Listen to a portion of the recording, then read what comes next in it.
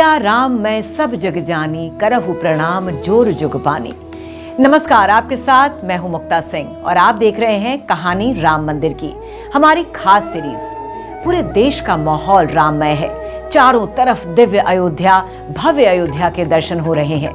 प्राचीनता के साथ अयोध्या की नव्यता और भव्यता आपके सामने है। इस मौके पर हम आपके सामने लाए हैं ये खास सीरीज, जिसमें आपको बताएंगे राम मंदिर के संघर्ष की पूरी कहानी। ये जानना आपके लिए बेहद जरूरी है। आपको जानना जरूरी है वो पूरा घटनाक्रम जिसने बदल दिया भारत का इतिहास।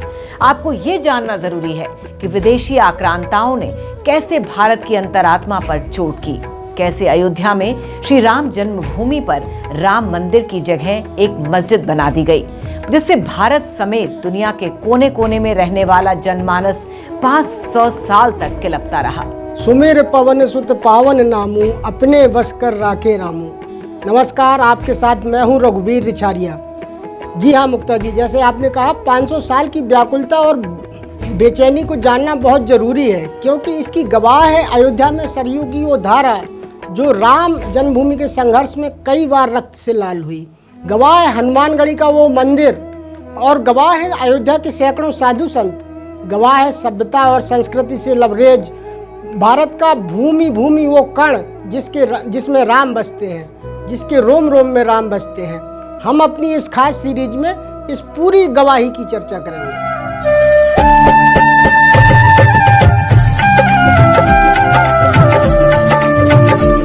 इसीलिए मशहूर शायर इकबाल ने ऐसे ही नहीं कहा था, यूनान, मिस्र और रोमा सब मिट गए जहां से, कुछ बात है कि हस्ती मिटती नहीं हमारी। इकबाल तो देश की आजादी के बाद पाकिस्तान चले गए, लेकिन भारत ने आज नया मकाम हासिल किया है। आज पूरी दुनिया भारत की तरफ उम्मीद की नजरों से देख रही है।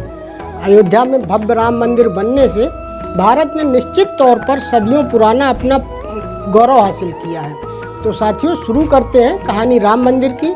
मुक्ता जी, आप तैयार हैं राम मंदिर के संघर्ष की कहानी सुनने के लिए? बिल्कुल रघुवीर जी, हम सब तैयार हैं, क्योंकि राम मंदिर की बात तो हम हमेशा सुनते रहते हैं, भगवान राम को याद करते रहते हैं, लेकिन बहुत कम लोग होंगे, और खास करके ये जनरेशन की, जो जानते होंगे कि पूरे 500 साल की कहानी क्या है।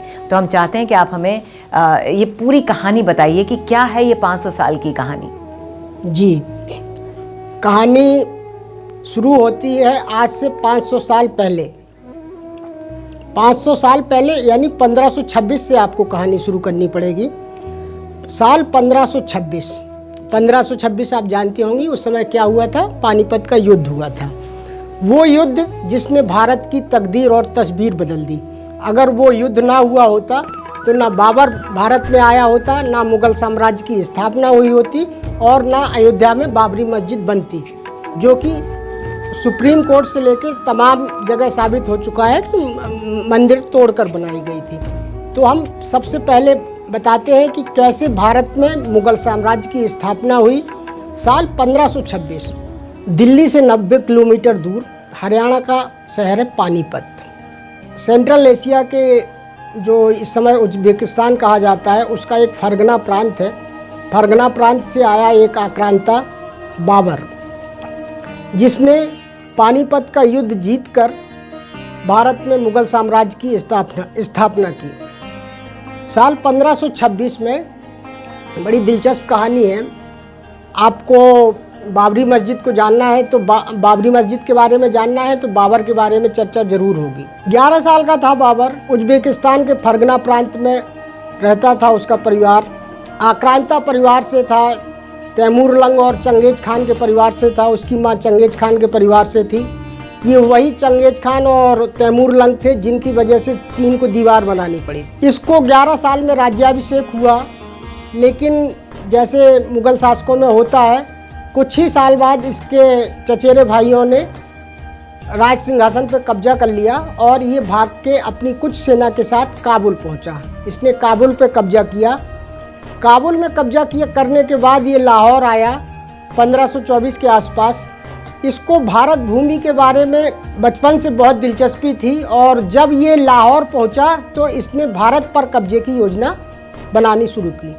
लाहौर में मोहम्मद जहीरुद्दीन बाबर ने अपना ठिकाना बनाया। उसके बाद उसने एक सूचनाकार को भेजा भारत के बारे में जानकारी लेने के लिए।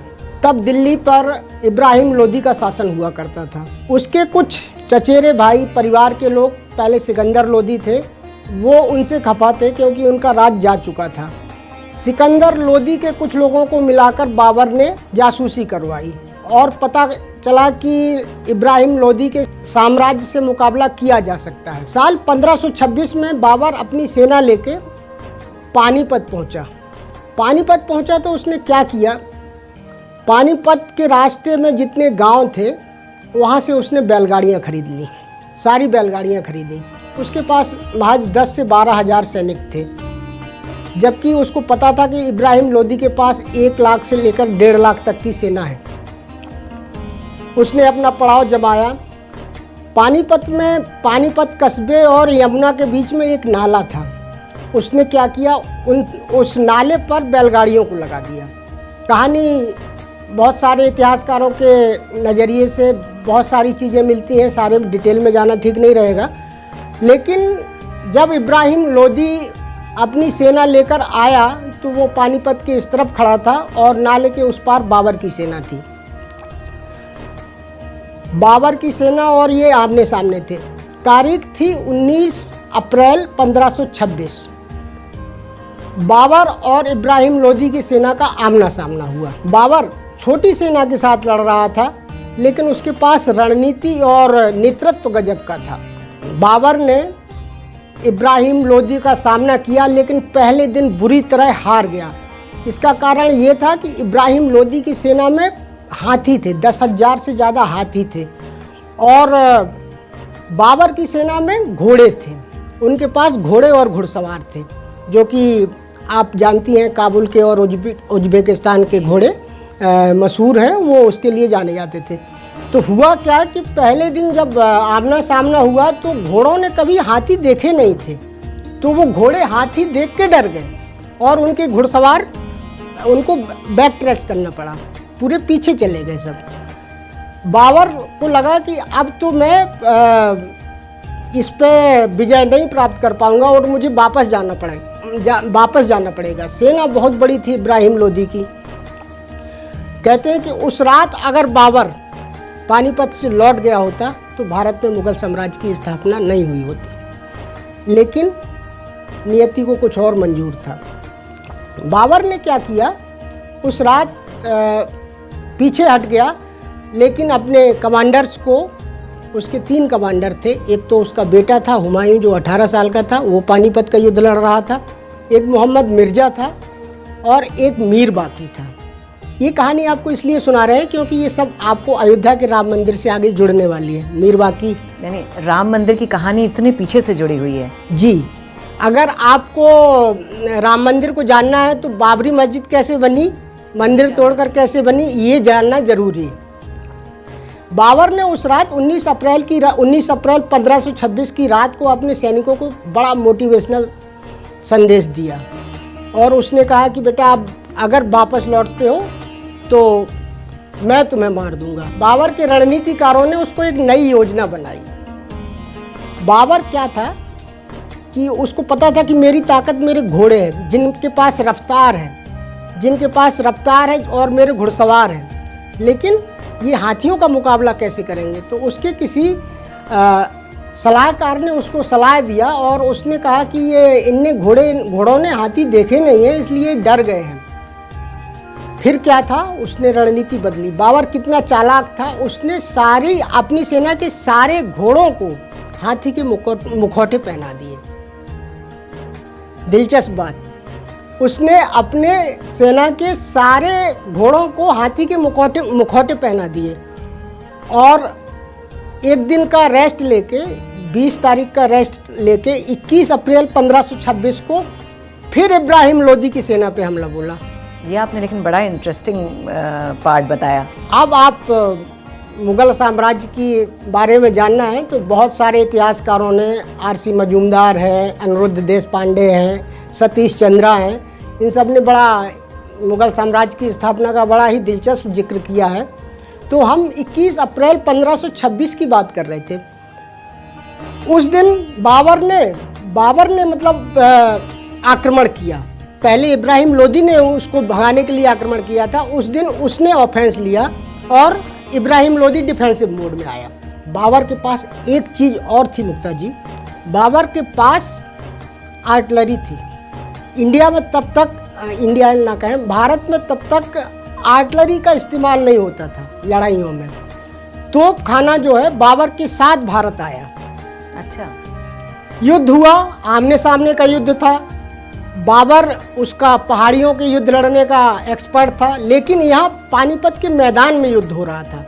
उसकी जो रणनीति थी, जो मैंने आपको शुरुआत में बताया था कि उसने 700 बैलगाड़ियाँ खरीदी थी गांव वालों से, उसको उसने नाले पे लगा दिया था। और जैसे ही इब्राहिम लोदी के हाथी आगे बढ़े मैदान की तरफ, तो उनमें से ज़्यादातर उस नाले में गिर गए, बैलगाड़ियों को पार करने के चक्कर में उसमें गिर गए। आधी सेना वहाँ उसकी साफ हो गई।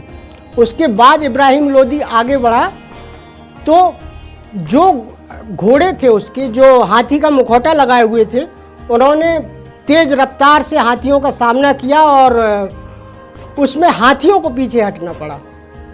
उसमें दिलचस्प ये हुआ कि इब्राहिम लोदी मारा गया।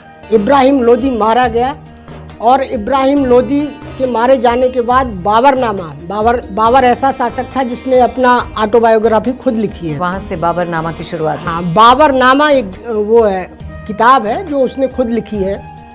बाबरनामा में वो कहता है कि उसने इब्राहिम लोदी का सर काटा। उस युद्ध में करीब 25,000 सैनिकों की मौत हुई थी। बाबर कितना क्रूर था, इसका अंदाज़ा आप इससे लगा सकते हैं कि उसने उन 25,000 लोगों के सिर काटे और वहाँ नरमुंडों का एक पहाड़ बना दिया। ये क्या था? ये हिंदुस्तान की संस्कृति को, हिंदुस्तान की आत्मा को झकझोरने के लिए एक तरीका था। इस तरह से भारत में मुगल साम्राज्य की स्थापना हुई। इसके इब्राहिम लोदी के हारने के बाद कई बार और युद्ध हुए। 2 साल बाद एक बार बाबर को हारना भी पड़ा, लेकिन दिल्ली के तख्त पर बाबर का कब्जा हो गया। 1526 की बात है। इसके बाद बाबर, जैसे हमने बताया, इस युद्ध में जो उसके 3 कमांडर थे, हुमायूं, मोहम्मद मिर्जा और मीर बाकी, अब इनको असाइनमेंट दिया गया आगे बढ़ने का। मोहम्मद मिर्जा खानदेश की तरफ बढ़ा आगरा होते हुए, हुमायूं इसके साथ था दिल्ली में, और मीर बाकी बढ़ा अवध की ओर।